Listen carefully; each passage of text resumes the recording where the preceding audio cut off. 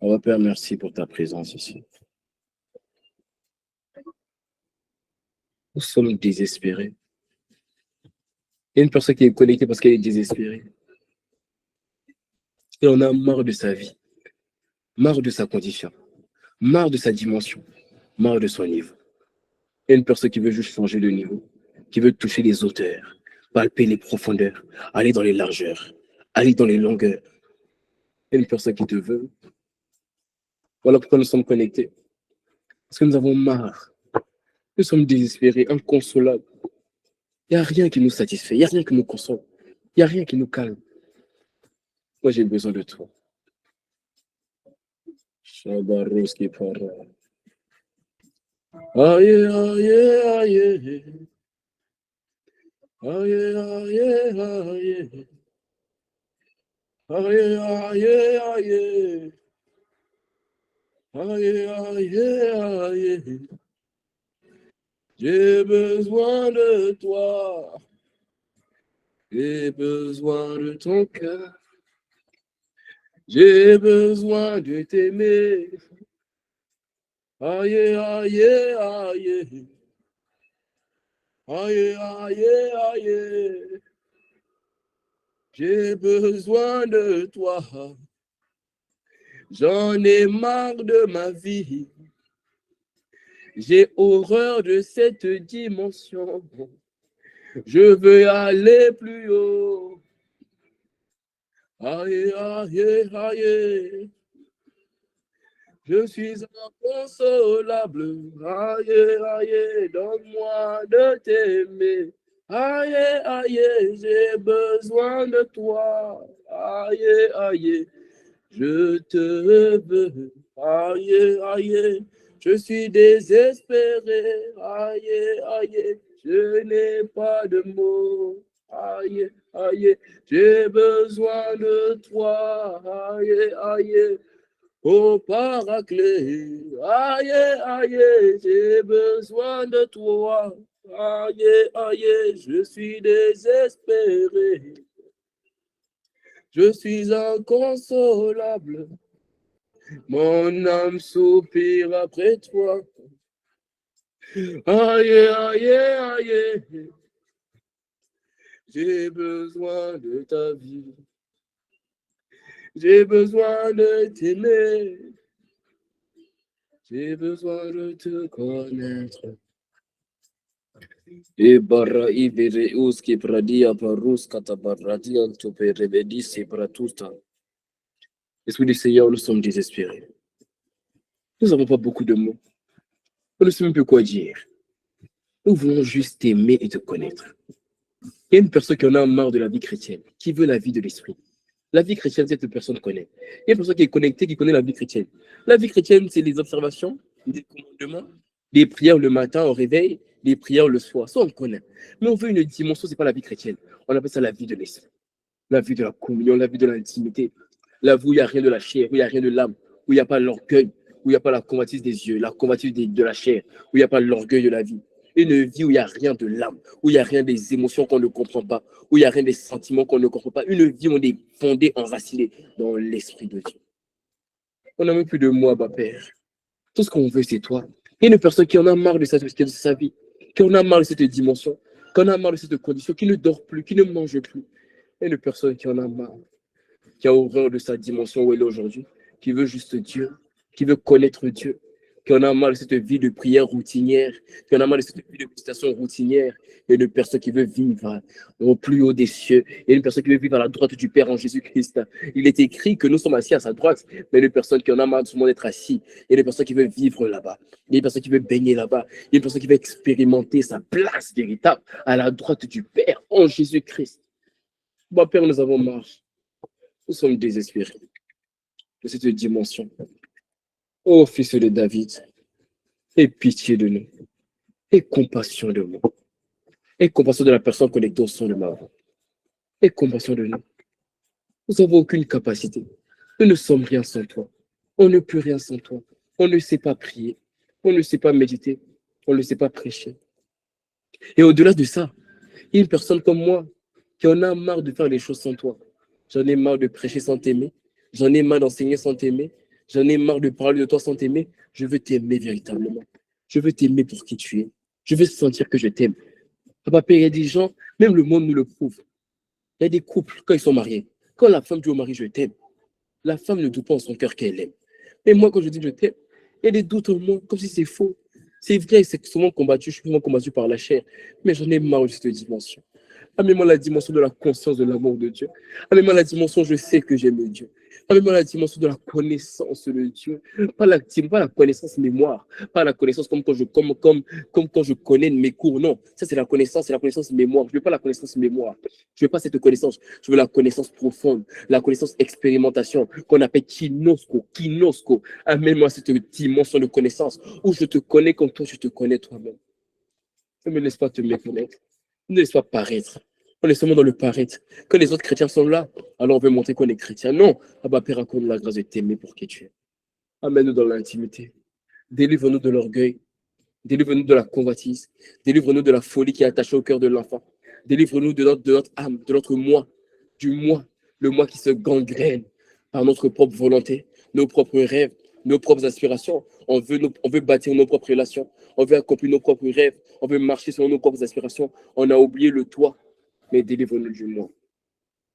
On va perdre, j'ai pas de mots, j'ai même pas de chant. Je ne sais même plus quoi dire. Je ne sais même plus quoi faire. Je suis désespéré à l'intérieur de moi. C'est un soupir à l'intérieur, je ne sais même plus quoi faire. Tout ce que je veux, c'est toi. J'en ai marre que ma génération te catégorise en fonction d'une nationalité. On dit que non, si tu viens de tel pays, c'est que ça se peut que tu connais Dieu. On dit que si tu as telle couleur de peau, ça se peut que tu connais Dieu. Si tu as tel âge, alors ça se peut que tu marches avec Dieu. Mais c'est quoi ça? On t'a mis dans des cases. On t'a mis dans des cases. Mais les cases, en réalité, c'est des prisons. On t'a mis dans des prisons. Toi qui es l'esprit de liberté, hein, non. Viens me prouver à ma génération. Viens prouver à mon époque que ce n'est pas un âge, que ce n'est pas une question de couleur de peau. Et viens faire au travers de All In Together ce qu'on a dit que tu n'étais pas capable de faire en 2023. Ce qu'on a dit que tu n'étais pas capable de faire en 2024. Et dans cette décennie, viens prouver à ma peine. Il y a une personne qui en a marre. Il y a une personne qui essaie de t'inspirer, en fait. Il y a une personne qui ne sait plus quoi dire. Elle n'a plus de mots. Elle ne sait plus quel verset employer. Elle veut bien supplier, mais on ne sait même plus comment supplier. Il y a une personne qui est rentrée dans le silence total, qui te regarde et qui dit à ma Père, jusqu'à quand les nations diront-elles, mais où est donc mon Dieu? Jusqu'à quand vas-tu rester caché? Jusqu'à quand vas-tu laisser les gens mettre la main sur toi? Ah bah Père, les gens te cachent de la main. Comme les hommes te cachent, comme les hommes cachent le soleil à midi, ils cachent par la main. On a l'impression qu'ils ont réussi à cacher, mais le soleil est bien plus grand que la main. Alors les hommes t'ont caché, mais viens prouver que tu es bien plus grand que la main des hommes. Ah bah Père, viens prouver que tu es bien plus grand que les pronostics, que les verdicts des docteurs, des chirurgiens. Viens prouver que toi, tu es le guérisseur par excellence. Viens prouver que les sorciers ne connaissent pas la puissance de Dieu. Viens prouver que les romantiques ne connaissent pas ce qu'on appelle la romance avec l'esprit. Viens prouver que les magiciens ne savent pas c'est quoi la véritable magie. Viens prouver que ceux qui se disaient non, on connaît la nature, on exprime la nature, on connaît la beauté de la nature. Viens les montrer que tu es plus, tu connais plus les mystères de la création que eux. Viens prouver à ma Père, à ceux qui connaissent, qui pensaient connaître l'amour, qui ne connaissent pas plus agapé que toi. Accorde la grâce des romantiques avec toi, des intimes de Dieu. Fais-nous revoir nos priorités. Ramène-nous à l'essentiel. Là, on avait vu des personnes, des choses avant toi, nous te supplions, délivre-nous. Reprends ta place. Sois la priorité et le propriétaire de nos vies. Nous te supplions. Nous n'avons pas de prière, nous n'avons pas d'autres mots. Nous te parlons à cœur ouvert. Il y a une personne qui est fatiguée, mais ça tombe bien. Tu as dit, venez vous qui êtes fatigués et chargés. Je vous donnerai du repos. Alors, viens donner du repos à nos âmes. Et le plus grand repos que tu peux me donner, c'est ton intimité, c'est ta communion, c'est ta présence, c'est ton cœur, c'est ta parole. C'est que tu nous révèles ton cœur. Quand je veux connaître Dieu, quand je veux aimer Dieu, je veux vivre Dieu, je veux marcher pour Dieu. Je n'ai pas d'autre soupir. Et une personne qui n'a pas d'autre soupir, voilà pourquoi elle est connectée. Alors qu'on nous la grâce de n'avoir que toi.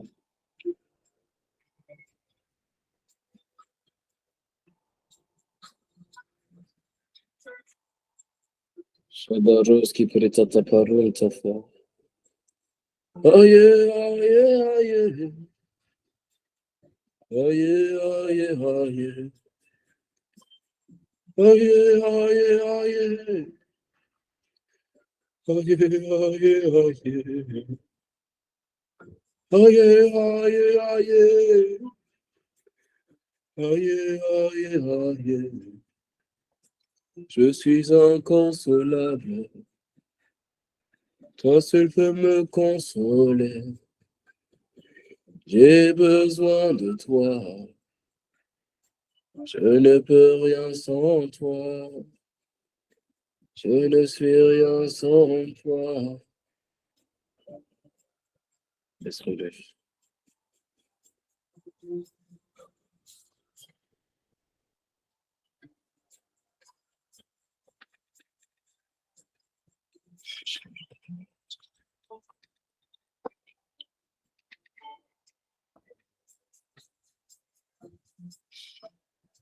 Aïe, aïe, aïe. Parle-lui, parle-lui, parle-lui, parle-lui. Parle-lui à cœur ouvert.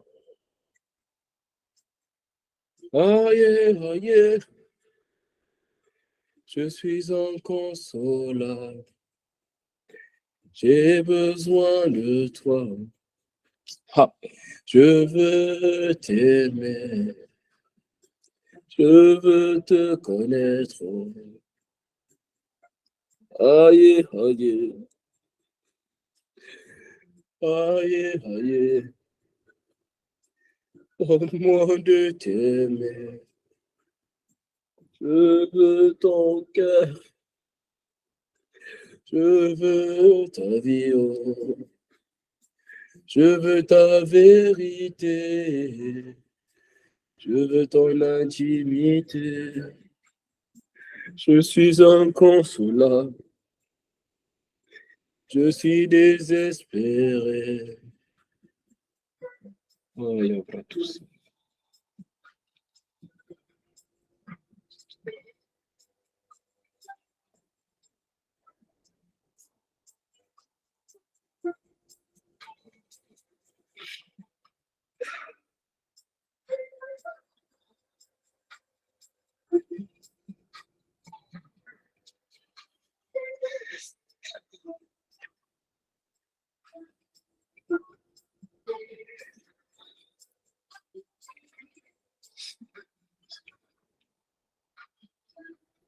D'accord, bien, ma Père. Au nom de Jésus-Christ. Nous avons ainsi prié. Amen.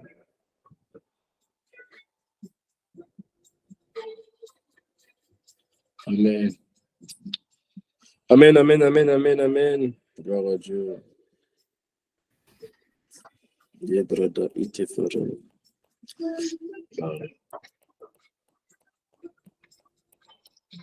invité une personne à inviter quelqu'un à se connecter avec nous. Te connecter, c'est bien, mais tu te connectes seul. Non, il ne faut pas te connecter seul. Quand tu te connectes, il faut toujours te connecter avec quelqu'un. Amen. Et j'attends que vous mettez vos caméras aussi, la famille, c'est très important aussi. Vous mettez vos caméras, que tout le monde mette sa caméra. C'est vraiment tout le monde. Voilà. Caméra.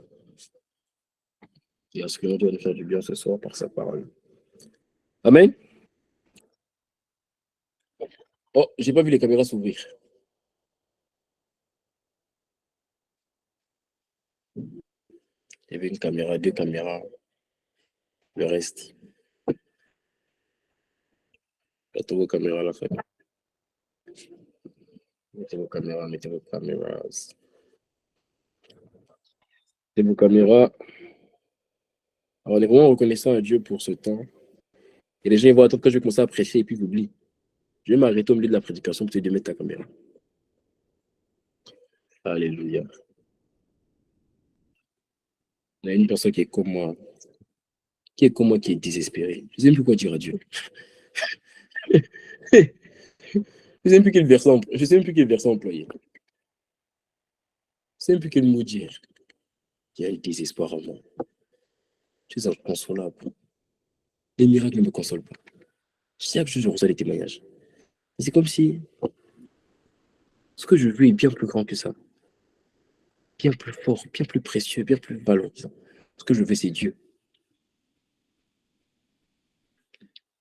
Et quand je regarde ma vie, C'est pour ça que je ne fais pas assez pour avoir ce que je veux. C'est ça qui me rend inconsolable. Je dis, je ne paye pas assez le prix, quoi. Je ne me sacrifie pas assez pour Dieu. Il y a une personne qui me voit qui dit, ah, ouais, toi, tu fais assez, frère. Ceux qui disent que je fais assez là, peut Dieu avoir le feu sur vous. Parce que toi, tu veux me ralentir. Non, tu fais assez, repose-toi. Je ne fais rien. Donc, je suis là, et les gens, ça fait 7 heures de temps, il est dans la présence de Dieu, il n'est pas encore sorti. On est ici en train de parler. C'est bien, on prêche. Quand on va finir, certains vont aller dormir.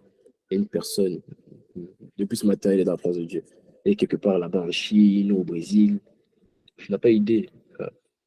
Moi, je suis inconsolable. Je ne peux pas me satisfaire de cette vie chrétienne que j'ai. Parce que la vérité, c'est que je ne veux même pas la vie chrétienne.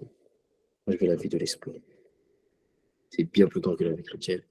La vie chrétienne, c'est ce qu'on t'a enseigné à l'école du dimanche. Voilà. On se réveille le matin, on prie. C'est ce qu'on t'a enseigné là. C'est pas ça que moi je veux.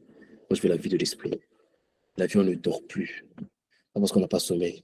Parce qu'on n'arrive pas à dormir. Pourquoi on n'arrive pas à dormir? Parce que tel il est, tel nous sommes. Comme on dit, il ne sommeille, il ne dort, nous, on ne dort pas. On n'arrive pas à dormir, on est inconsolable. Tout ce qu'on veut, c'est Dieu. Et tant qu'on n'a pas l'impression d'avoir Dieu, on ne s'arrête pas de chercher. Que cette grâce soit sur toi. La foi incessante et continue. Tant que je n'ai pas cette soif incessante et continue, tu ne comprendras pas ce que j'ai envie de t'expliquer. Pour toi, ça te paraît comme un mythe, comme une hérésie. Il faut que Dieu allume ce feu. Quand ce feu est allumé, je t'assure, ta vie ne t'appartient plus. Je sais de quoi je parle. I know what I'm talking about. I know what I'm talking about. Amen. Que cette grâce soit sur toi. Shabaro, Iveri, Paros, Kapara. Invitez des personnes, la famille, pour ceux qui ne l'ont pas fait, mettez vos caméras. J'ai vu des caméras s'ouvrir, mais je n'ai pas vu d'autres caméras. Hein, moi, je vous vois. Il y a des gens, je ne connais même pas leur visage. C'est un problème. Ça fait des mois, ils sont les autres, je ne sais pas quoi ils ressemblent. Vraiment. Donc, mettez vos caméras. Merci à ma père pour ce temps. Ça fait longtemps que je n'ai pas prêché. Hein. Combien de semaines? Ça fait quoi? 3 semaines. Et vraiment. Moi, je vous ai beaucoup boycotté dans l'enseignement ces vacances. Hein. J'admets. On a beaucoup prié. En tout cas, moi, je crois que le dernier message, c'était la sœur Dorcas qui a donné. On bénit Dieu pour sa vie. Je vais passer par elle pour parler, pour rajouter, pour confirmer sa parole. Elle n'a pas inventé. Moi, j'aime les cœurs comme ça. Elle n'a pas inventé. Elle aurait pu inventer. Parce qu'elle connaît aussi Dieu. Elle peut aller chercher Dieu, dire que Dieu m'a dit ça. Elle n'a pas inventé. Elle a parlé sur la base de ce qu'elle a entendu. Ça, la soumission dans le cœur. Donc, on bénit Dieu pour sa vie. Amen. Donc, aujourd'hui, Dieu m'a donné une parole. Alors, j'étais là hier pendant toute la semaine. J'avais complètement oublié qu'on avait temps ce vendredi. Donc, j'ai mis pendant une disposition de chercher Dieu. Il a fallu que Dieu me rappelle. Dieu m'a rappelé. Il m'a dit, tu sais que tu dois dans le partage vendredi. J'ai fait, ah, c'est vrai. Il m'a donné une parole. Et c'est tellement fou parce que je me posais la question, je dis, si on va parler sur quoi? Et j'ai posé la question, Seigneur, demain, ça va être sur quoi? Et dès que je lui ai dit ça, il m'a donné le titre. Et j'ai trop aimé parce que je me suis dit, c'est ça la communion. Et dès que tu te poses une question dans ton cœur, automatiquement Dieu y répond. Que cette grâce soit sur toi. Au nom de Jésus. Oh, c'est celui la personne qui a mis sa caméra, c'est celui la personne qui a mis sa caméra. Alléluia. Amen. Alors, le titre de mon message, et c'est un enseignement, donc on va essayer d'y aller. Hein. C'est un enseignement. Le titre de mon message, c'est Pourquoi je n'arrive pas à devenir un témoin. Pourquoi je n'arrive pas à devenir un témoin. Qu'est-ce qui m'empêche de devenir un témoin? Qu'est-ce qui m'empêche de devenir un témoin? Pourquoi je n'arrive pas? Qu'est-ce qui me bloque? Qu'est-ce qui se met en barrière? Quels sont les pots de banane qui se mettent devant moi qui m'empêchent de devenir un témoin? C'est quoi un témoin? On a dit ici pendant des semaines, et ça tu l'as compris maintenant. Mais je vais répéter parce qu'il y a toujours une personne qui ne suit pas en classe. On a dit un témoin, c'est une catégorie parmi les chrétiens qui sont, en fait, leur vie est le témoignage de ce que Dieu n'est pas mort, parce qu'il est vivant. Jésus a dit, vous recevez une puissance. Le Saint-Esprit surveillant sur vous, et vous serez mes témoins. You shall be my witness. Le témoin, c'est celui qui va témoigner non pas de ce qu'il a vu, mais de ce qu'il a vécu. Parce que les témoins, tu ne peux pas témoigner de ce qu'ils ont vu parce que Jésus ne le voit pas physiquement. Mais ils ont vécu quelque chose avec le Jésus qu'ils n'ont pas vu physiquement. Ils ont vécu quelque chose de spirituel.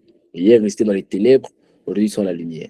Hier, resté dans le péché, aujourd'hui ils sont dans la consécration. Hier, ils étaient dans la tristesse, aujourd'hui ils sont dans la joie. Ils ont un témoignage, ils ont un vécu. Donc le témoin, c'est celui qui partage de son vécu. Sa vie est le témoignage de quelque chose qu'il a vécu avec Jésus, qui prouve que Jésus est vivant, qu'il n'est pas mort, qu'il n'est pas comme vos faux dieux bizarres là. Les sorciers, les Dagons, les Bas, les Astartés, les Mahomet, les faux dieux bizarres, les sirènes bizarres là. Il n'est pas comme vos faux dieux là. Non, non, non. Le Dieu que moi je sers, je sais qui il est. Il détruit les œufs du diable. Je n'ai pas idée. Hier, je recevais le témoignage d'une sœur qui est même connectée. Elle me disait qu'elle a fait des rêves bizarres. Elle est dans des royaumes bizarres, le royaume des eaux. Et là, des sirènes lui apparaissaient.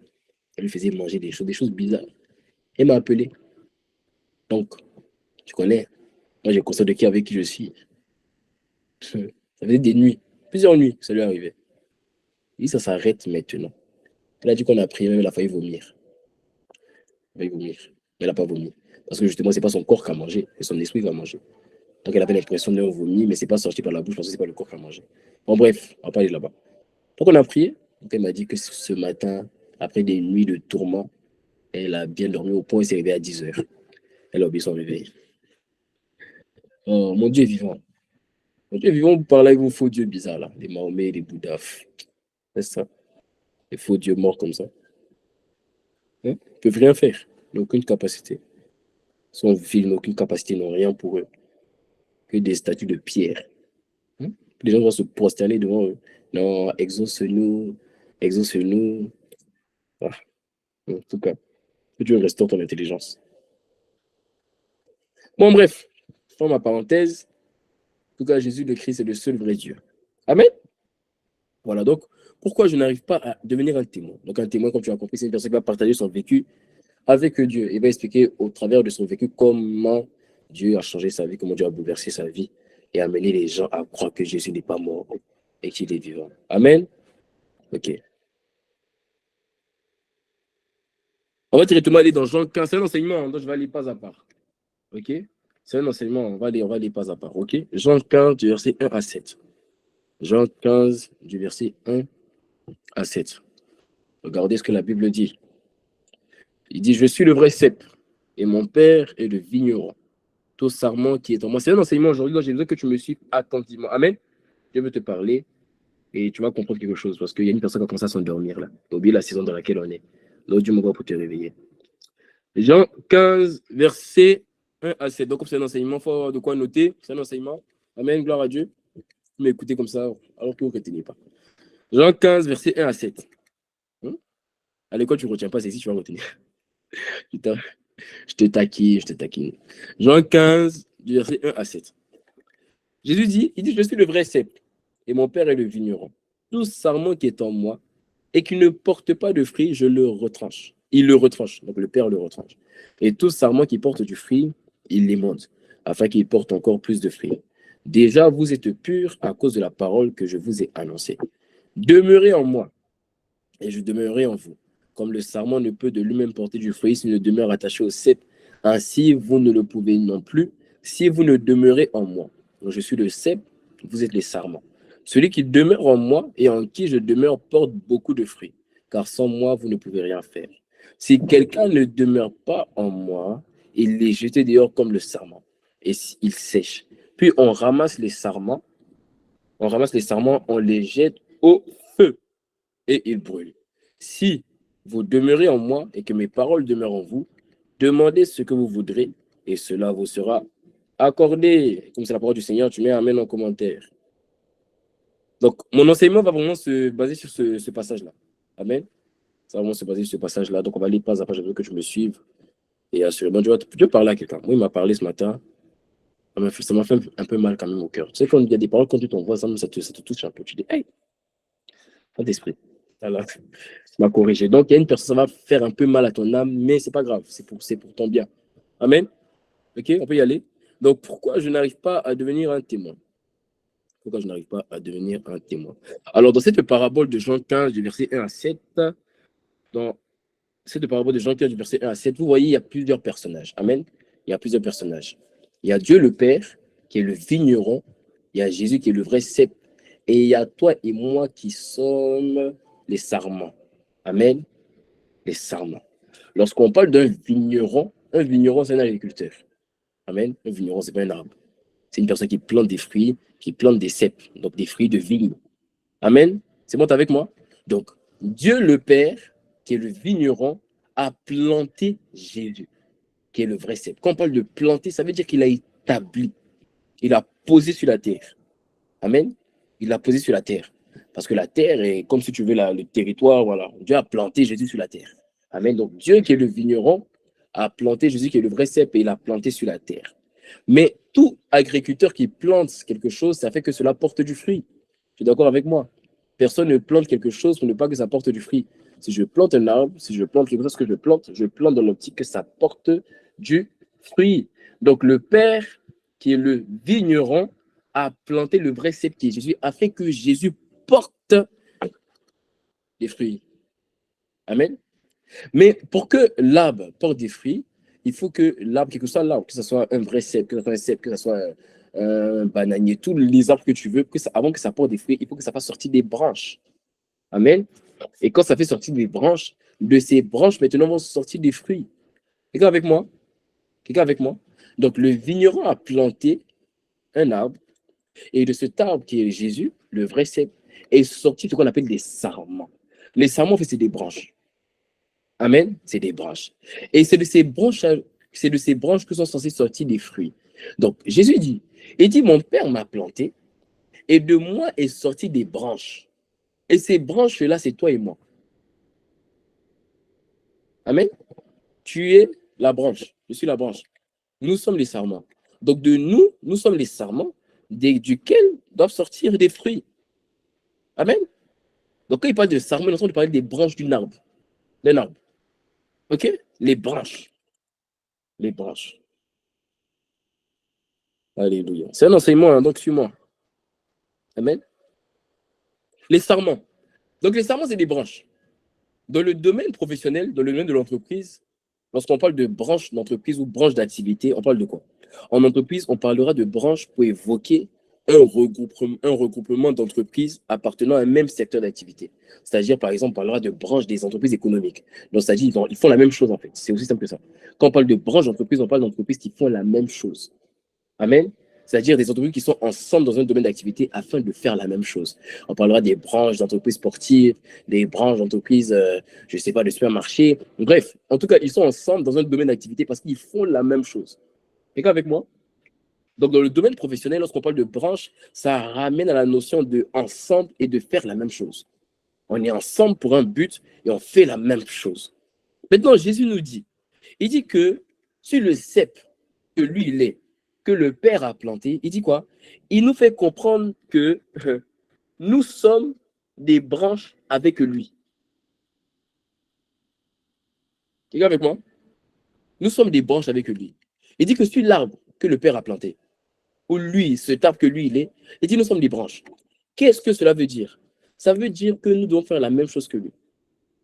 Nous sommes ensemble pour être, c'est comme si on est dans le même domaine d'activité, et lui et nous devons faire la même chose. C'est pour ça que nous sommes ces branches. Quelqu'un avec moi? Quelqu'un comprend? Donc Jésus nous dit que sur le cep que le Père a planté, nous sommes des branches avec lui. Autrement dit, nous devons faire pareil que lui. Alors, par cette parabole, Jésus, en nous appelant sarment, voulait nous faire comprendre un peu plus la notion de témoin. La notion de témoin. Le témoin, c'est une personne qui fait pareil que Jésus. Est-ce qu'il voulait nous faire comprendre? Que nous sommes ensemble sur l'arbre que Dieu a planté afin de faire pareil, afin de faire la même chose. Voilà pourquoi il a dit que ceux qui croient en moi feront les œuvres que j'ai faites. Mais pas que. Elles en feront des plus grandes. Elles en feront davantage. Elles en feront infiniment, abondamment, bien au-delà de ce qu'elles peuvent penser ou imaginer par la puissance du Saint-Esprit qui va venir, comme on le serait parti, qui va agir en eux. Amen. Donc Jésus, par cette parabole, voulait nous faire comprendre un peu plus cette notion de témoin que souvent on a du mal à comprendre.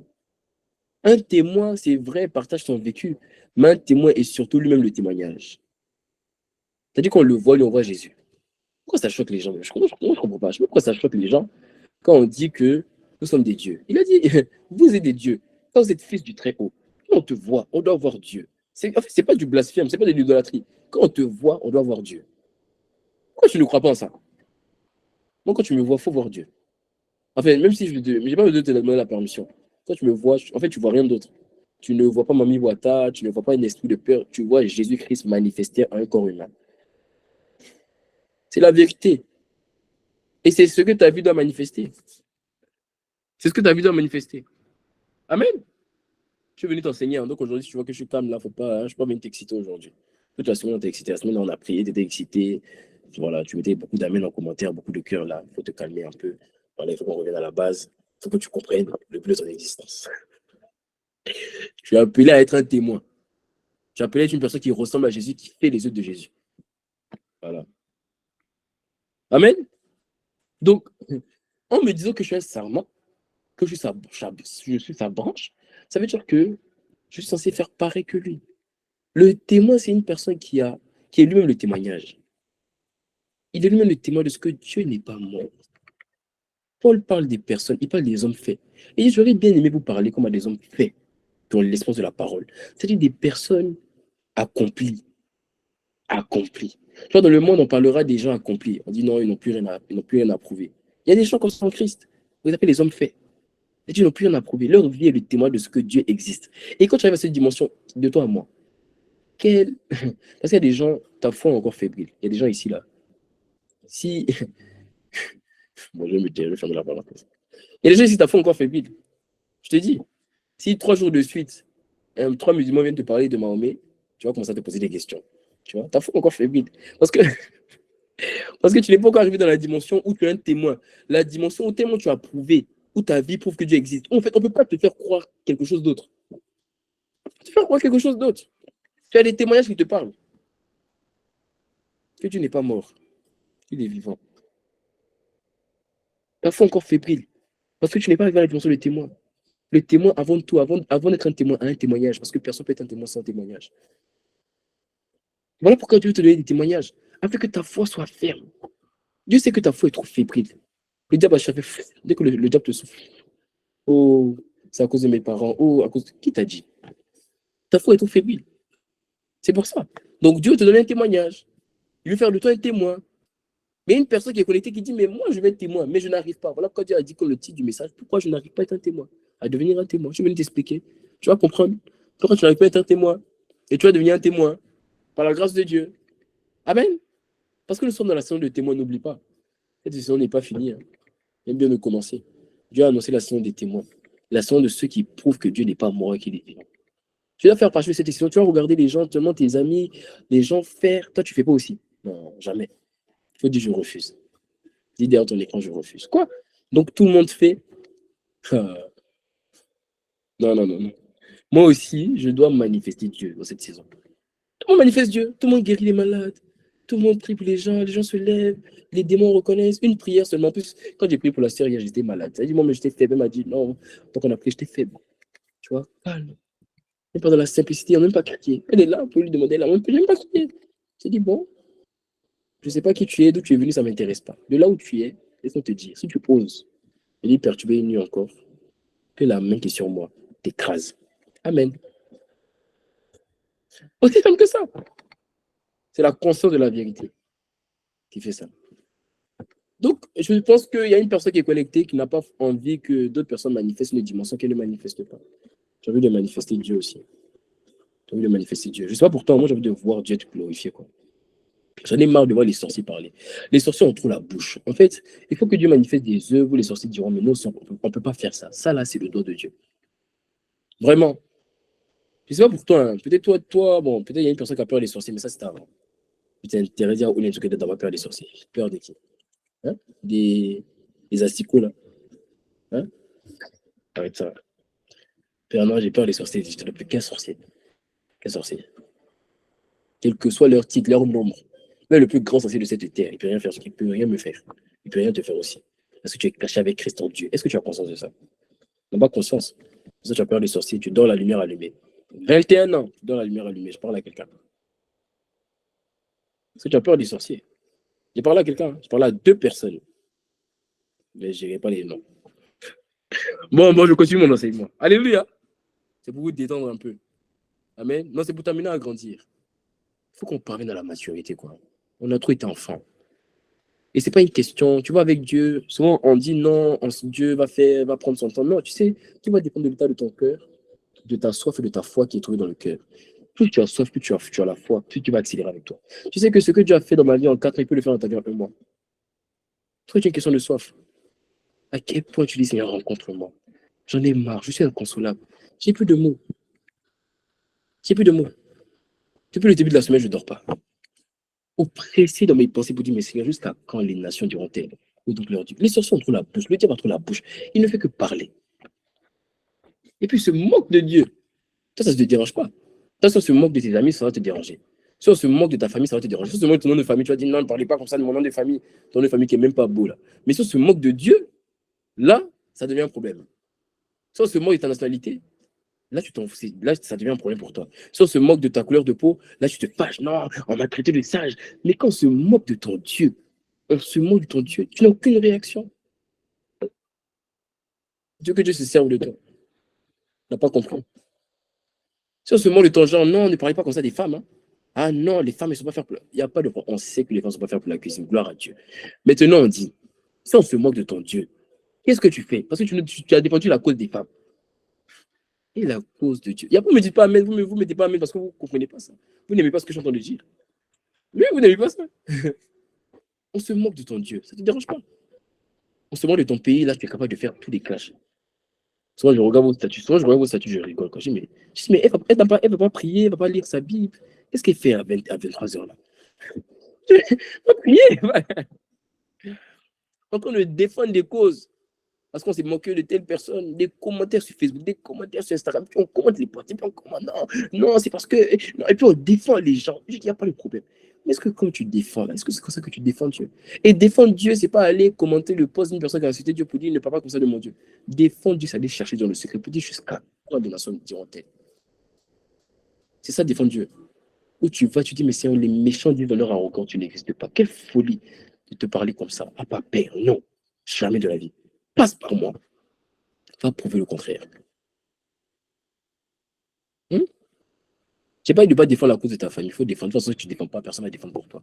Mais défendre Dieu d'abord. Amen. Bon, si tu as compris, tu m'as amené.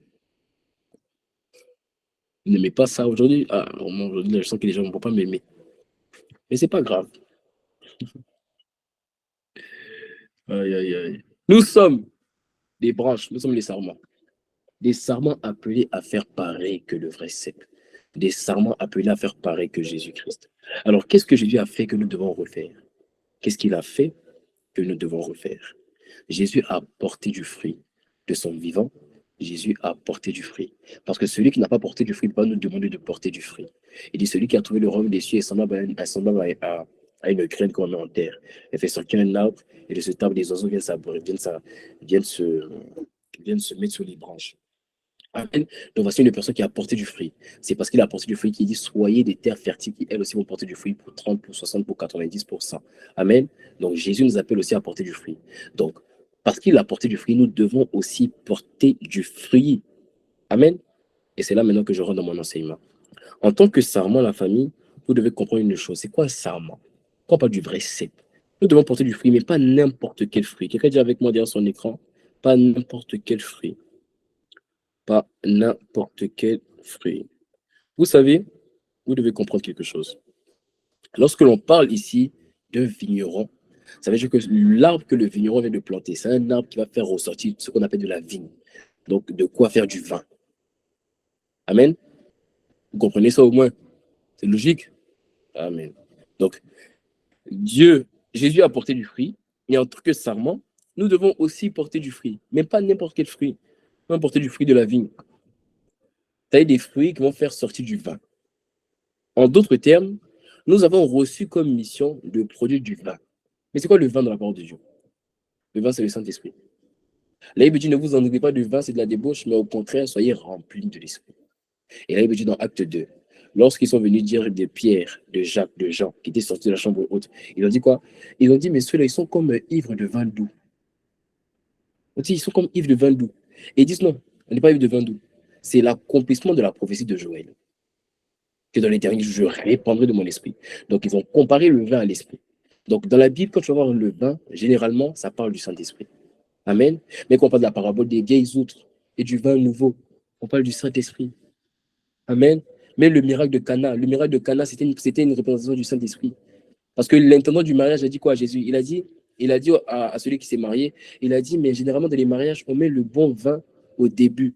Mais toi, tu as mis le meilleur vin à la fin. Il parlait du Saint-Esprit et de ce que l'Esprit allait faire à la fin des temps et au commencement. Il parlait de la gloire de la deuxième maison qui était supérieure à la première maison. On va pas aller là-bas. Amen. Donc, le vin dans la Bible symbolise le Saint-Esprit. Donc, en tant que serment, nous devons porter des fruits qui produisent de la vigne. Ça veut dire qu'ils produisent du vin. Ça veut dire quoi? Ça veut dire que la volonté de Dieu pour toi et pour moi, c'est que nous portons des fruits qui révèlent la personne du Saint-Esprit. C'est ça la volonté du Père pour toi et pour moi. C'est la volonté du Père. Et tu vois, là, il me dit que Dieu exécutera toutes ses volontés.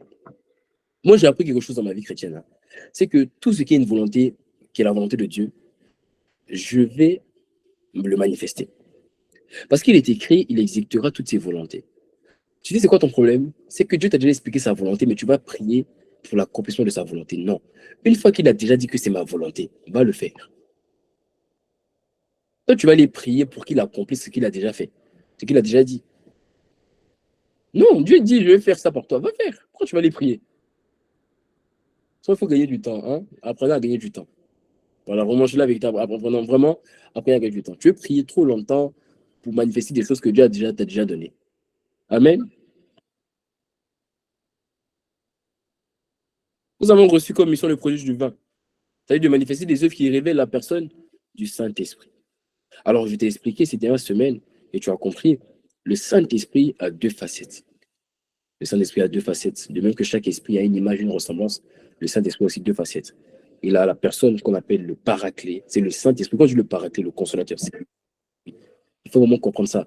C'est pas une colombe, non. C'est la personne du Saint-Esprit. Amen. C'est le Saint-Esprit. Et il a la personne de l'onction. L'onction, ce n'est pas une huile, ce n'est pas une puissance quelconque. C'est la personne de l'Esprit lui-même. C'est le Saint-Esprit. Tu vois? Je ne sais pas comment toi tu t'appelles, mais tu vois, tu as plusieurs prénoms, non? Voilà. Donc le Saint-Esprit aussi, il a plusieurs prénoms, mais c'est sa personne. Amen. Voilà. Donc le Saint-Esprit a deux facettes, le paraclet et l'onction. Donc, je t'explique que le paraclet, c'est la dimension de son caractère. C'est la dimension de sa manière d'être. Et je t'explique que la dimension de l'onction, c'est la dimension de sa capacité, sa manière de faire les choses. Et quand avec moi?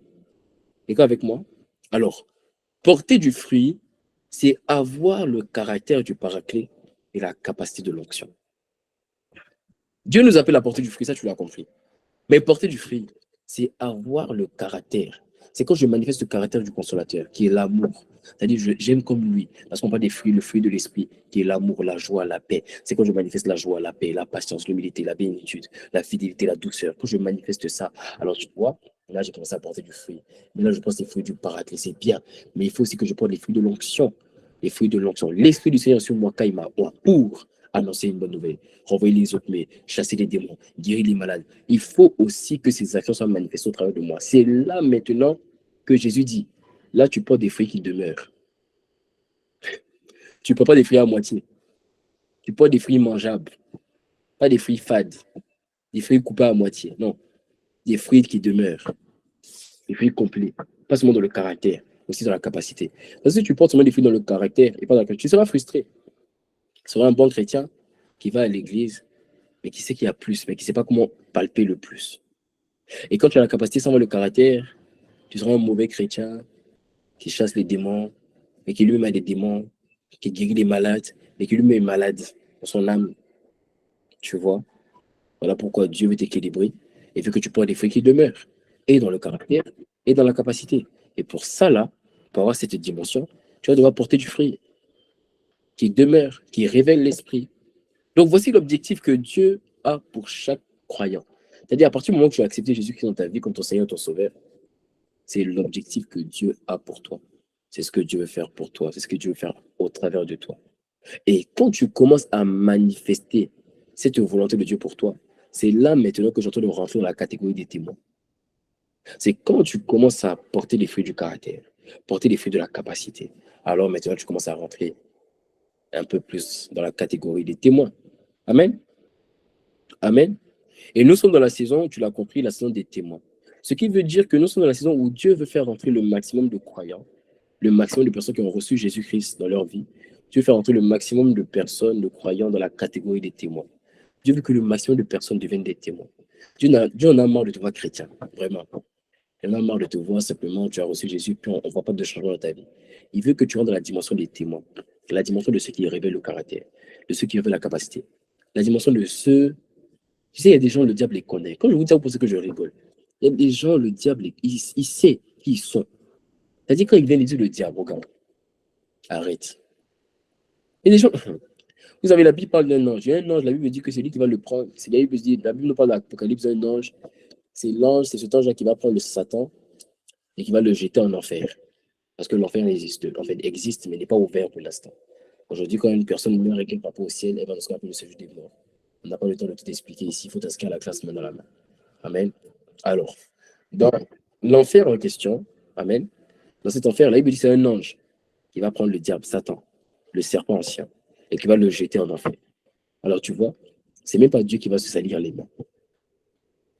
C'est un ange qui va le faire. Alors, vu que cette parole est déjà connue de l'éternité, parce qu'on a c'est écrit dans la Bible, alors, tu vois, Satan peut faire tout ce qu'il veut, mais Satan connaît cet ange-là. Tu comprends ce que je veux dire? C'est-à-dire qu'il a beau s'exciter devant les gens, mais quand il fait, moi souvent je pense à cet ange-là, et puis je regarde l'ange en train de regarder Satan, et puis en train de se dire, mais toi, t'inquiète pas, toi, on va se voir. Toi, toi c'est qu'une question de temps. Tu vois? Ils se connaissent. Qui veut, qui veut pas, ils connaissent cet ange-là. Tu vois? Donc il y a une catégorie de personnes que le diable connaît. Je te vois dans cette dimension. Je te vois. Moi, je te vois. Si tu ne te vois pas pour l'instant, ne t'inquiète pas. Moi, je t'ai vu. Voilà. Et quand Jésus a vu les lépreux, il a dit, là, il dit, Jésus les a vus, il a dit, allez vous montrer. Il n'a pas prié pour eux. Le simple fait de les voir a changé quelque chose. Moi, je te vois. Et parce que je te vois, ça crée un chiffre dans ta vie spirituelle. Je te vois dans cette dimension. Il y a des gens que le diable connaît. Je dis la vérité, il y a des gens que le diable connaît, qui reconnaît. Il y a des gens que le diable connaît. Donc, Dieu veut te faire entrer dans cette catégorie. Et ceux que le diable connaît, c'est les témoins. Et Dieu te fait entrer dans la catégorie des témoins. La catégorie des témoins. Mais laisse-moi parler ce matin, et c'est là maintenant que je rentre dans mon message. Hein. Tout ça, c'était l'introduction. Dis Amen. Le problème, c'est que beaucoup de chrétiens ne rentrent pas dans la dimension des témoins par leur propre faute. Dieu m'a parlé. Il m'a dit, en fait, c'est souvent, c'est pas notre faute. C'est pas notre faute. Et Dieu m'a montré deux catégories de chrétiens qui n'arrivent pas à devenir des témoins.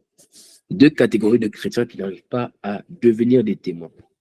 Et je les ai appelés les retranchables et les émendables. C'est pas français, c'est pas mon problème. Les retranchables et les émendables. Deux catégories de chrétiens. Les retranchables et les émendables. Amen. Les retranchables et les émendables. Alors, allons directement encore dans le verset de Jean, de Jean 15, là, du verset 1 à 7. On ne va pas tout lire. Je vais juste lire du verset 1 à 2, 3. Rapidement, je vais vous montrer. Deux catégories de chrétiens qui n'arrivent pas à devenir des témoins, les retranchables et les émendables. Regardez, il dit, je suis le vrai cep et mon père est le vigneron. Tout sarment qui est en moi et qui ne prend pas du fruit, il le retranche. Amen. Garde ça en tête. Il le retranche. Et il dit, tout sarment qui porte du fruit, il les monte. Amen.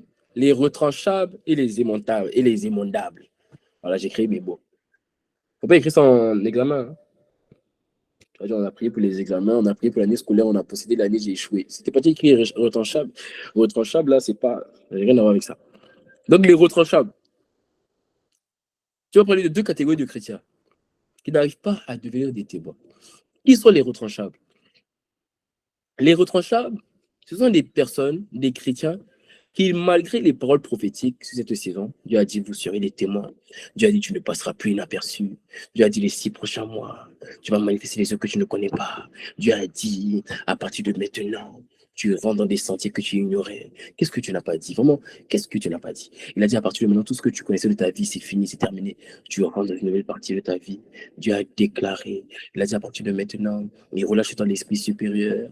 Il a dit, on verra Dieu glorifier dans ta vie, manifester. Dieu a dit, Dieu a dit. Mais il y a une catégorie de chrétiens qu'on appelle la catégorie des retranchables. Ce sont des personnes qui, malgré tout ce que Dieu a dit, Ces personnes n'ont manifesté et ne manifestent quand même aucune œuvre qui révèle le Saint-Esprit. C'est-à-dire, malgré toutes les paroles, eux, ils ne portent aucun fruit. Ils ne portent aucun fruit. Ils ne portent aucun fruit. Je vais t'expliquer pourquoi après. Mais ils ne portent aucun fruit. Ils n'arrivent pas à porter de fruit, malgré toutes les paroles. Pourtant, l'homme est le résultat des paroles qui sont relâchées sur lui. La Bible dit rien de ce qui a été fait n'a été fait sans la parole. Donc, normalement, quand Dieu envoie sa parole, la Bible dit la parole ne revient pas à sa bouche, c'est qu'elle a accompli ce qu'elle a été relâchée. Donc, comment se fait-il qu'on est deux? Il y a la personne A, il y a la personne B. La personne A manifeste la parole qui a été envoyée, et la personne B, malgré les paroles, elle était connectée à tous les moments. Possédons l'année, elle était là. Traversée, elle était là. Prière, elle était là. Mais elle ne manifeste pas la parole. Donc, nous, on a prié pendant 2 heures, on a pris notre salive, on a tout déclaré, chassé les démons, envoyé le feu, partout, partout. Mais les personnes ne manifestent quand même pas les paroles prophétiques que Dieu a parlé. Pourquoi? Pourquoi? Je vais t'expliquer après. Il y a des choses qui ne manifestent pas. Il y a des personnes qui sont connectées constamment de ma voix. On a cette séance de témoins, mais tu n'as aucune. En fait, tu n'as aucun témoin, je ne parle pas pour dire que oui, cette saison, Dieu s'est servi de moi. Tu n'as rien. Tu n'as rien en particulier pour dire que cette saison, Dieu a fait ça. Tu n'as rien. Il y a des personnes connectées comme ça sur ma voix. Parce que s'il n'y avait pas des personnes comme ça, Dieu n'allait pas me parler ainsi. Donc quand Dieu voit sa parole, c'est qu'il y a toutes les personnes connectées. Tu te dis, mais en fait, j'ai rien fait en fait. Il prouve que Dieu existe au travers de moi. Il n'y a rien. Il n'y a aucune. Je me rappelle de rien. Même quand je fouille dans mon esprit, il n'y a rien qui me rappelle que Dieu s'est servi de moi pour prouver qu'il existait. C'est eux que j'appelle les retranchables. Et vous savez, ce sont des personnes qui ne portent pas du fruit. La conséquence des retranchables, c'est qu'ils rentrent dans ce qu'on appelle le découragement. Parce qu'une personne n'a plus n'a pas manifesté les œuvres à la gloire de Dieu. Parce qu'une personne, malheureusement, n'a pas démontré Dieu à une certaine dimension. Alors, elle rentre dans ce qu'on appelle le découragement. Elle se décourage. Alors, elle commence à dire, alors, donc la parole n'est pas vraie. Donc, en fait, les paroles prophétiques ne sont pas vraies. Vous savez, il faut comprendre les paroles prophétiques. Hein. C'est très important de comprendre les paroles prophétiques. Les paroles prophétiques, ce n'est pas des simples paroles pour te faire plaisir. Les paroles prophétiques, c'est ce qui accompagne quelqu'un. Là, il me dit, par un prophète, Israël est monté. Par un prophète, Israël est descendu. Quand on parle des paroles prophétiques, ce sont des paroles qui sortent de la bouche de Dieu et qui passent par un homme. Quand ça sort, ce n'est pas un homme qui a parlé, c'est Dieu qui a parlé. Et quand tu prends la parole, tu la lambanes, tu la reçois, elle se manifeste dans ta vie. Les paroles prophétiques sont des paroles qui accompagnent quelqu'un. Vous savez, Dieu a dit quoi? Il a dit à Abraham, il a dit à Abraham, je te donnerai un fils. C'est une parole prophétique. Abraham s'est accroché à cette parole. S'il avait laissé tomber la parole, il n'allait pas avoir Isaac. Donc la parole prophétique, c'est à quoi tu t'accroches. Et tant que tu t'accroches, tu auras l'enfant appelé destinée, appelé histoire, appelé témoignage. Lui, tu laisses tomber la parole. Tu n'as pas. Voilà pourquoi il y a beaucoup de personnes qui ne manifestent pas Dieu, parce que vous ne comprenez pas la puissance de la parole prophétique. Dieu a dit que tu auras une intelligence supérieure. Est-ce que tu vas à l'école avec cette conscience? Tu vas pas à l'école avec cette conscience. Tu vas à l'école, oh, on va recommencer encore les maths. Tu vas échouer encore. Tu vas dire non, on a prié, ça ne marche pas. Tu vas venir prier encore. Dieu a dit ces 6 prochains mois de l'année, depuis juillet, depuis qu'on a commencé, Dieu a dit les 6 prochains mois, ta vie ne passe pas inaperçue. Ta vie est passée inaperçue. Pourquoi? Tu n'es pas accroché à la parole. Tu n'as manifesté aucune œuvre qui prouve que Dieu existe au travers de toi. Pourquoi? Parce que les paroles prophétiques qu'on t'a envoyées, mais tu n'as pas l'embane les paroles. C'est pour ça que nous, on vous rappelle les paroles. C'est pour ça qu'on dit paroles prophétiques, on vous envoie, on poste même sur Instagram, afin que tu notes, que tu écrives. Il dit, quand tu auras les paroles, il dit, grave-les sur des tables, relis-les, grave-les. Est-ce que tu graves les paroles? Est-ce que tu les relis? Moi, je relis les paroles. Ils sont relâchés sur ma vie. C'est noté dans mon téléphone. Je montre mes notes. Enfin, mais j'ai plus de 600 notes dans mon téléphone. Hein. J'ai plus de 600 notes dans mon téléphone. Tout ça, c'est mes notes. Tout ça, c'est mes notes. Ça, c'est les dossiers. Hein. Ça, c'est pas mes notes. Alors, je rentre dans, je sais pas, je rentre dans, par exemple, on va aller euh, dans promesse. Donc, ça, c'est pour tout le monde. On va aller dans moi. Ce que Dieu a dit sur ma vie. Tout est noté. On peut aller jusqu'à la dernière date, le plus ancien. On a le 1er avril 2021, 8h, 8h01. Tu vois, aussi loin. Et je note et je lis. Qu'est-ce qu'il m'avait dit? Ah, mais c'est pourquoi accompli. Ah, aperçu la base de cette parole. Je crois que je n'ai pas mort. C'est comme ça qu'on fait. Et on devait la mettre ça des paroles. Quand Dieu envoie une parole, c'est pas pour te faire plaisir. C'est pour plaire à ton âme. Dieu n'a que faire de te faire des guilis. Dieu veut pas te faire des chatouilles. Dieu veut te parler pour que ta vie change. Et il change les vies par la parole. Donne-moi l'amen. Amen. Mais il y a beaucoup de personnes qui se découragent. Tu te décourages parce que tu n'as pas compris les paroles prophétiques. Je se décourage, mais la saison a commencé, ma vie ne manifeste pas Dieu, ma vie ne glorifie pas Dieu. Et le découragement. Mais Dieu m'a parlé pour toi. Amen. Dieu ne fait pas pour te culpabiliser. Dieu vient te relever.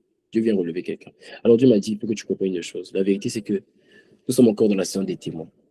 Et tant que cette saison n'est pas terminée, et tant que tu lui as fait comprendre que tu voulais t'utiliser, parce que tu es connecté avec moi, c'est parce que tu as dit à Dieu, Seigneur, sers-toi de moi, utilise-moi. Donc il m'a dit pour toi, il m'a dit, tant que la saison n'est pas terminée, et tant que tu l'as fait comprendre, et c'est tout l'actualité, que tu veux qu'il t'utilise, il m'a dit, tu es encore très utile entre ses mains. Il n'a pas fini avec toi. Ah oui, il n'a pas fini avec toi. Le seul problème, le seul problème, c'est de quoi qui peut te disqualifier, c'est quoi? C'est que tu te décourages. Parce que quand tu te décourages parce que tu ne t'utilises pas, alors tu es en train de perdre la foi. Or, la Bible dit dans Hébreux 10 au verset 38, et mon juste vivra par la foi. Mais si il se retire, mon âme ne prend plus plaisir en lui. C'est-à-dire, si mon juste perd la foi, donc, si mon juste perd la foi, mon âme ne prend plus plaisir en lui. Est-ce que tu comprends? Non, ne dis pas, Seigneur, mais tu t'es pas servi de moi. Tant que la saison n'est pas terminée, et cette saison de témoin n'est pas finie, c'est au tour de Dieu de parler. Il a dit, le diable va parler pendant des années. Dieu va parler pendant des années. On est encore dans les témoins, on n'a pas fini. On va même arrêter de prêcher sur les témoins, mais Dieu va continuer à manifester les témoins. On n'a pas fini. On est là pour des années, des décennies, parce que le diable a ainsi fait des ravages. Il faut que Dieu soit glorifié. Donc tu as le temps. En fait, tu n'as pas trop le temps. Mais ce que j'essaie de t'expliquer, c'est que cette saison n'est pas terminée. Dieu n'a pas fini avec toi. Mais tout ce que Dieu ne veut pas, c'est que tu te décourages. C'est dès que tu te décourages, alors c'est un problème de foi. Et tu es en train de perdre la foi. Et quand tu perds la foi, alors toi, Dieu, c'est là maintenant qu'il songe à te retrancher. C'est là que Dieu songe à ne plus t'utiliser. Parce que quand son juste perd la foi, alors son âme, c'est-à-dire sa vie, ne prend plus plaisir en toi. Il n'a plus envie de t'utiliser. Parce que tu n'as pas la foi. Que la foi s'est toujours trouvée en toi. Donc le problème des retranchables, c'est la persévérance. Amen. Donc ils ont commencé, ils ont reçu la parole, ils ont pris la parole, mais ils ne manifestent pas donc leur problème, ils n'ont pas envie de persévérer. C'est ça leur problème. C'est le problème des retranchables. Ils manquent la persévérance. Mais il y a une catégorie de chrétiens qu'on appelle les émondables. Les émondables. Tu vas parler des émondables. Et il y a beaucoup d'émondables ici. Je les connais. Les émondables, c'est ceux qui ont commencé à être utilisés par Dieu. OK? Dieu a commencé à manifester une certaine dimension d'eux, une certaine catégorie d'eux au travers d'eux. Dieu a commencé à poser des actions au travers d'eux. Mais étant donné que c'est tout nouveau pour eux, ils n'avaient jamais été utilisés par Dieu véritablement auparavant. Donc, comme ils n'avaient jamais été utilisés par Dieu auparavant, en fait, ils sont rentrés un peu dans une suffisance. Ils ont dit, bon, vraiment, là, tu viens de me donner quelque chose que je n'avais pas avant. Non, c'est bon, on va s'arrêter là. C'est le vrai des émondables. Les émondables, c'est que Dieu a commencé à les utiliser. Ils ont commencé à vivre des choses avec Dieu. Dieu a commencé à passer au travers d'eux. Mais vu qu'avant, il y a des mois en arrière, il y a des années en arrière, ils n'avaient jamais songé qu'un jour Dieu allait être capable de les utiliser comme ça. Ça fait que la dimension où ils sont aujourd'hui, ils sont dans la suffisance. Ils se disent non, c'est bon, ça suffit à ma père. C'est bon, on s'arrête là, c'est mieux, on s'arrête là. Il y a beaucoup d'émondables ici. Il y a beaucoup d'émondables ici. Beaucoup de personnes qui ont dit bon, de toute façon, avant Dieu m'utilisait. Par contre, il m'a utilisé un peu là, c'est bon, on va s'arrêter là. Le vrai des émondables, c'est qu'ils sont limités à une dimension. Et moi, moi, j'étais beaucoup. Et moi, au début de All In Together, j'étais un émondable. Je me rappelle, je donne souvent ce témoignage. Je disais qu'il y avait 5 personnes qui se connectaient à l'appel. Je ne priais pas le lendemain. J'ai dit, c'est bon, j'attends ma mission. 5 personnes. 5 personnes, même pas 10, 5. Dès qu'il y a 5 personnes, je dis, c'est bon. J'ai déjà prêché devant des multitudes, c'est fini. J'étais un émondable. J'étais pas, j'étais pas alimenté par le désir de voir davantage. C'est ça le point des émondables. Des émondables. Amen. Parce que eux, leur problème, c'est que ils n'ont pas compris que tant que la saison n'est pas terminée et tant qu'ils sont encore soif, Dieu peut et Dieu veut encore les utiliser. C'est ça le point des émontables. Ils doivent comprendre que tant que la saison n'est pas terminée et tant qu'eux, ils ont encore soif, Dieu veut se servir d'eux. Il y a des dimensions avec Dieu que tu ne connais pas. Laisse-moi te dire la vérité. Si tu penses que tu as tout vu, tu n'as rien vu, je vais te choquer. Ça là, ce n'est rien. Ce que j'entends de faire là. Il y a quelqu'un qui est quelque part au Portugal. Il a un jour dans le Seigneur. Il prêche devant. Tu ne sais pas. Ce que tu fais là, si tu penses que c'est tout, tu n'as rien fait. C'est 1 heure de prière là. C'est rien. Il y a des gens, ils s'asseyent seulement devant Dieu comme ça. Ils n'ont même pas prévu de prier. Ils commencent à parler, ils restent là 2 heures, 3 heures, 4 heures. Donc si tu penses que ce que tu es en train de faire là, c'est ça la vie chrétienne, tu ne fais rien. Amen. Est-ce que je parle à quelqu'un? Oui, c'est ça le vrai des émondables. Arrête de penser que comme Dieu a conseillé d'utiliser, tu as guéri un mot de tête. Un mot de tête. Bon. Moi, actuellement, je suis en train de chercher une personne qui a un pied plus petit que l'autre, une main plus petite que l'autre. Moi, c'est ce que je cherche. Là, je cherche une personne qui a un... Parce qu'il y a plus avec Dieu. Tu vas te limiter à ce que tu connais aujourd'hui. Il y a plus. Tu as guéri une douleur à la tête, une douleur au ventre, tu es passé, Dieu est passé pour travailler toi pour guérir, pour restaurer. Tu penses que tout, c'est tout. C'est pas tout. Il y a des dimensions que tu ne connais pas. Il y a des auteurs que tu n'as pas, que tu n'as pas encore palpé. Que Dieu t'envoie là-bas au nom de Jésus. Donc, c'est ça leur problème. Leur problème, c'est aussi la foi. Ils ont aussi un problème de foi comme les irréprochables. Mais eux, leur foi, c'est quoi le problème de leur foi? C'est qu'ils ils ne croient pas qu'il est écrit tout est possible à celui qui croit. Ils ne croient pas qu'ils servent un Dieu qui fait infiniment, abondamment, bien au-delà. Ils ne croient pas en ça. C'est ça leur problème. C'est ça le problème. Donc, les retranchables, eux, il leur manque la persévérance. Les émondables, il leur manque l'audace. Ils ne sont pas comme la femme de Cana, la femme cananéenne. Elle dit que tu veux pas, c'est pas mon problème. Tu vas guérir ma fille. Tu n'as pas d'autre choix. C'est ça le problème des émondables. Et ils n'ont pas l'audace pour dire à Dieu, regarde, tu fais ce que tu veux, mais tu vas te servir de moi dans cette génération, dans cette saison, dans cette époque. Et tu vas manifester des œuvres qu'on avait dit qu'aucun homme ne peut faire. Parce que je sers un Dieu qu'aucun homme ne peut se comparer à lui. C'est ça le problème des émondables. Alors, quelle est la source ou quel est le problème de ces deux catégories? Quelle est la source de ces deux problèmes? D'où viennent ces problèmes-là? Est-ce qu'il m'a parlé? Je vais accélérer parce qu'on a déjà dépassé le temps. Quelle est la source de ces deux catégories? C'est que les retranchables et les émondables, ils ne demeurent pas attachés au cep. Je t'ai dit que le cep, c'est Jésus. Amen. Donc, ils ne demeurent pas attachés à Jésus. Ça veut dire quoi? Ça veut dire qu'ils ne demeurent pas en Jésus et ils ne laissent pas Jésus demeurer en eux par la parole de Jésus. Amen. Quelqu'un comprend ce que je viens de dire? Le point, c'est qu'ils ne sont pas attachés au cep. Ils ne demeurent pas en Jésus et ils ne laissent pas Jésus demeurer en eux par la parole de Jésus. C'est-à-dire que eux, leur problème, c'est qu'ils passent trop vite à autre chose. Ils tournent trop vite la page. Allons directement dans Jean 15, au verset 4 à 5. Jean 15, 4 à 5. Regardez ce qu'il dit. Jean 15, verset 4 à 5, le verset va s'afficher. Il dit, demeurez en moi et je demeurerai en vous. Comme le sarment ne peut porter du fruit s'il ne demeure attaché au cep. Ainsi, vous ne le pouvez pas non plus. Si vous ne demeurez en moi, je suis le cep, vous êtes des sarments. Celui qui demeure en moi et en qui je demeure porte beaucoup de fruits, car sans moi, vous ne pouvez rien faire. Donc vous voyez, il est en train d'expliquer cette dépendance, cette relation entre le cep et les sarments. Il est en train d'expliquer cette dépendance, cette notion de demeurer en lui a fait que lui demeure en moi. Et si maintenant je demeure en lui et il demeure en moi, c'est là maintenant que je peux porter du fruit. Donc le problème des gens qui ne portent pas du fruit, les retranchables, les émondables, les retranchables, c'est ceux qui ne portent pas du tout de fruits, et les émondables, c'est ceux qui ne portent pas assez de fruits. Le problème, c'est quoi? C'est qu'ils n'ont pas appris à demeurer en lui. Mais demeurer en lui, ce verset explique quoi? Que lorsqu'on demeure en lui, lui aussi, il demeure en nous. Et lui, il demeure en nous par sa parole. Et je vais t'expliquer, ça veut dire quoi? Tu vas comprendre. Donc, le problème, en fait, de ces deux catégories, c'est que quand Dieu dit dans cette saison, sinon les témoins, tu passeras plus inaperçu, je vais me servir de toi. En fait, ce sont des personnes, ils ont cru à la parole. Ils ont reçu la parole. Mais pour eux, cette parole est obsolète. Elle n'est plus d'actualité. Pourquoi? Soit parce qu'elle ne s'est pas encore manifestée dans leur vie, ou soit parce qu'ils pensent avoir tout vu de la parole. Ils pensent avoir vu tous les aspects de la parole. Oh, ils n'ont encore rien vu. Juste à cause de la migraine qui est partie là. Juste à cause de ça. Oh, que Dieu ait compassion de nous. Il y a des profondeurs qu'on ne connaît pas. Il faut que ça rentre dans la tête de quelqu'un. Si tu n'as rien vu, parce que souvent, quand on dit aux gens, tu n'as pas encore tout vu, les gens pensent ils ont déjà vu. Tu n'as rien vu. Vous savez, je vais vous choquer. Hein. J'ai eu 21 ans. J'ai failli dire j'ai eu 21 ans le jour de mon anniversaire. Bon, c'est logique. J'ai eu 21 ans il y a 2 semaines. Et ça fait plus de 3 ans que j'ai reçu l'onction. Dieu m'a oint personnellement dans ma chambre. Le 24 août 2019. 2019, je me rappelle. Oui, 2020. Ça fait 3 ans. Vous voyez?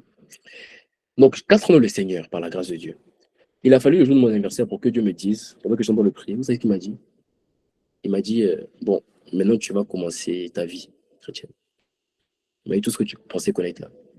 C'est pas moi. Ça c'était les. J'ai dit quoi? Les miracles, les signes, les prodiges, les conversions, les centaines de personnes qui sont venues à Christ, les disciples affirmés, tout ça là, rien? Il me dit oui. J'ai dit, mais j'ai dit, mais vraiment, c'est qu'on ne connaît pas Dieu. Il m'a dit oui. Il m'a dit, en fait, tu connaissais pas. Tu connais rien de Dieu. Il m'a dit, c'est maintenant ta vie commence. J'ai dit, waouh. Toi, tu ne connais rien de Dieu. Amen. Dis Amen à ça. C'est quand tu dis Amen à ça que tu acceptes cela, alors Dieu va te révéler qui il est véritablement. Amen. Donc, tu n'as encore rien vu. Alors, comment je fais pour éviter ces deux catégories? Comment je fais en sorte de ne pas être dans les retranchables, dans les immondables? Le secret. Comment je fais?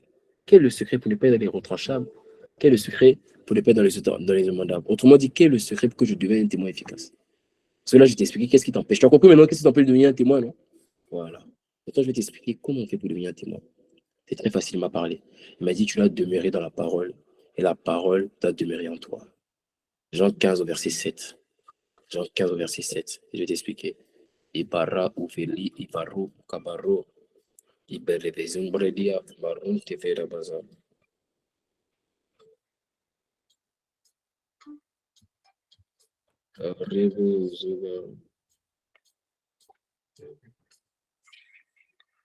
Amen. Jean 15 au verset 7, rapidement. Alors, bon, je ne sais pas, ça bug. Alors, il dit dans Jean 15 au verset 7, il dit, si vous demeurez en moi et que mes paroles demeurent en vous, demandez ce que vous voudrez et cela vous sera accordé. Demandez ce que vous voudrez, cela vous sera accordé. Le demandez-vous ce que vous voudrez, cela vous sera accordé. C'est pas pour tout le monde. C'est pour la dimension des témoins, de l'épouse. Il dit dans Jean 21, il dit à Sarah, il dit concernant Sarah, à Abraham, il dit accorde à Sarah tout ce qu'elle va te demander. C'est pas pour tout le monde. C'est pour les épouses, c'est pour l'épouse. Oh, l'épouse, c'est les témoins. C'est les témoins. Donc ici, il est en train de parler des témoins. OK? Il dit si vous demeurez en moi et que mes paroles demeurent en vous, demandez ce que vous voudrez et cela vous sera accordé. Alors, quand je veux manifester les témoins, comment je fais? Je dois demeurer en lui et sa parole doit demeurer en moi. Parce que Jésus est la parole. Au commencement était la parole. La parole était avec Dieu, la parole était Dieu. On parle de Jésus. Donc, demeurer en lui, c'est demeurer dans sa parole et c'est laisser sa parole demeurer en moi. Mais qu'est-ce que ça veut dire? C'est deux choses. On dit, moi, je demeure en lui, mais lui aussi, il demeure en moi. Il faut que je manifeste ces deux choses-là pour devenir un témoin. Ça veut dire quoi? Je vais t'expliquer. C'est quoi demeurer dans la parole? Demeurer dans la parole, parce que la parole, c'est Jésus. Donc, demeurer dans la parole, ça veut dire rester dans la présence de Jésus. Pourquoi je n'arrive pas à devenir témoin? Parce que la parole est venue, mais tu as déserté la présence de Dieu. Tu es sorti de la présence de Dieu. Tu n'es resté dans la présence de Dieu. Ta vie ne tourne pas autour de la présence de Dieu. Voilà pourquoi je n'arrive pas à manifester des témoins. Parce que quand tu es dans la présence de Dieu, alors Dieu peut te parler. Il peut te dire, va faire ça, va faire ci. Parle comme ça. Il peut te revêtir. Il peut t'engloutir par sa parole. Il peut t'investir. Il peut t'habiller. Tu vois? Tu comprends? Est-ce qu'une personne comprend? Amen. Donc, tu vois? Donc, demeurer en lui, c'est demeurer dans sa présence. Rester là. Tu as parlé, c'est vrai. Mais je vais rester dans sa présence. Je vais l'aimer. Je vais le connaître. Parce qu'il a parlé. Quand Dieu parle, il parle en général. Mais qu'est-ce qu'il dit pour moi? Qu'est-ce qu'il dit pour moi? Et dans sa présence, je peux savoir ce qu'il dit pour moi. Il peut m'équiper pour moi. Il peut me parler personnellement. Et tant que tu ne fais pas ça, tu ne pourras pas devenir un témoin. Apprends à rester dans la présence de Dieu. Apprends à rester, à t'attacher à sa présence, à baigner dans la présence de Dieu. Il faut aimer la présence de Dieu, la famille. Ça, c'est demeurer dans la parole. Maintenant, il dit, demeurer dans la parole, c'est bien, mais il faut aussi que la parole demeure en vous. Alors ça, c'est la deuxième partie. Demeurer dans la présence, c'est rester dans la présence. Maintenant, la parole demeure en nous, c'est quoi? C'est que la parole prophétique qu'il a envoyée, il faut qu'elle soit établie en moi. Ça veut dire quoi? Ça veut dire que je fais tout sur la base de ce qu'il a dit.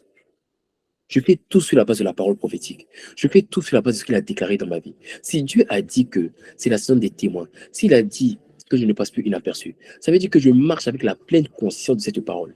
C'est ça la parole qui demeure en moi. Genèse 17 au verset 1. Il dit quoi? Il dit, lorsque Abraham fut âgé de 99 ans, l'Éternel apparut à Abraham et lui dit, je suis le Dieu Tout-Puissant. Maintenant, il dit quoi? Il dit, marche devant ma face. Il dit, je suis le Dieu Tout-Puissant. Ça veut dire, marche devant ma face. Ça veut dire, en fait, garde la conscience de ce que je suis El Shaddai. Ne perds jamais ça de vue. Ne perds pas cette conscience, Abraham. Tant que tu seras sur la terre, garde la conscience de ce que je suis El Shaddai. Quand on veut que la parole de Dieu demeure en nous, il faut, voilà pourquoi il dit de graver les paroles sur les tables. Voilà pourquoi la loi a été gravée sur les tables de pierre. Afin qu'il garde la parole. Il faut que la parole demeure en toi. Et comment on demeure, tu dois la garder. Et tu dois mener, en fait, tu dois réfléchir constamment à cette parole. Tu dois bâtir ta vie sur cette parole. Tu dois tout faire par motif de conscience de cette parole-là. C'est comme ça que la parole puisse demeurer en toi. Une personne comprend. Donc, si je veux devenir un témoin, il faut que je demeure en lui, que je rentre dans sa présence. Mais il faut que sa parole demeure en moi. Ça veut dire il faut que toutes ces paroles prophétiques qu'il a envoyées sur ma vie, tout ce qu'il a dit, il a dit va se servir de moi. qui va m'utiliser. Il faut que tout ça aussi, il faut que tout ça, tout ce qu'il a dit là, il faut que ça reste en moi. Il faut que j'agisse selon ça. Il faut que je le fonde et que je racine ma vie dans ça. Alors pourquoi je n'arrive pas à devenir un témoin? Parce que je ne demeure pas dans sa présence et je ne laisse pas ses paroles qu'il a relâchées sur ma vie demeurer en moi. C'est là le problème. Alors le message d'aujourd'hui est un message à titre d'avertissement et de rappel. Il y a une personne, mais encore dans la salle des témoins. Amen. Tu ne connais pas toi avec Dieu. Ce que tu penses connaître là, tu ne sais pas ça. À cause de la chair de poule là, il y a des dimensions que tu ne connais pas. Il y a des dimensions que tu ne connais pas. Il y a des dimensions où tu pries 10 minutes, j'ai l'impression que tu as prié 10 heures. Je sais de quoi je te parle. Il y a des dimensions où tu as prié 5 minutes, j'ai l'impression que tu as prié 4 heures. Il y a des dimensions qu'on appelle des extases. Il y a des dimensions qu'on appelle l'ivresse de l'esprit. Que ces dimensions sur toi. Tu sais de quoi je te parle. Oh, je t'en supplie, tu ne connais pas toi avec Dieu. On ne connaît pas toi avec Dieu. C'est parce que tu as prié dans la présence de Dieu. C'est rien, les pleurs là, c'est rien. Il y a des dimensions où tu pries, tu oublies ton prénom. Aïe, aïe, aïe. Faut que Dieu te fasse vivre ça une fois. J'ai vécu ça une fois. Tu pries jusqu'à t'oublier ton prénom. Tu sais plus où tu es. La dimension où tu es drogué par l'esprit. Car si on peut être au niveau de l'esprit, on peut être aussi drogué par l'esprit. Je ne vais pas rentrer dans les détails pour t'expliquer par la parole, mais c'est vrai. Oh, que je t'amène à ces dimensions. Tu ne connais pas tout. Ces dimensions d'une présence où quand il vient, tu es cloué au sol. Cloué au sol. Tu n'arrives pas à te lever. Tellement la gloire de Dieu. Ah, que Dieu nous amène là-bas. Donc, c'est un message d'avertissement. Parce que le problème des hommes, c'est qu'on a trop tendance à passer trop vite à autre chose. Reste là, tu n'as pas fini avec toi. On est encore dans la saison des témoins, il va encore se servir de toi. Il va t'utiliser. Mais si tu as mal commencé, c'est pas grave. Il aura cette parole pour te relever. Voilà, pour se servir de toi. Ok? Voilà. Quand tu vas parler de lui, tes vies seront transformées. Il n'a pas fini avec toi. Il vient à peine de commencer. Amen. Au nom de Jésus. Amen.